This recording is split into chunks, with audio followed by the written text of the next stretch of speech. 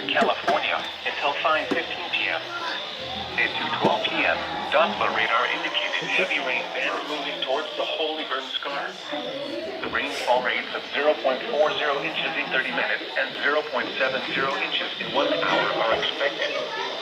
This heavy rainfall is enough to cause excessive runoff in canyons and possibly debris flows.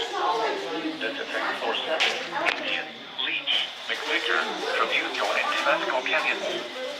The debris flow can consist of rock, mud, vegetation, and other loose materials. Obey road closures and evacuation notices.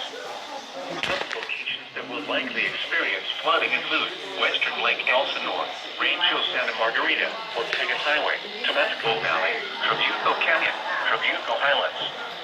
Excessive rainfall over the burn scar will likely result in debris flow moving through the Holy Burn Scar. The debris flow can consist of rock, mud, vegetation, and other loose materials.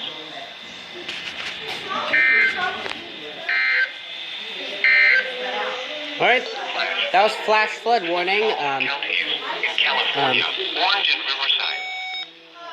Now they're giving me the alert reminder.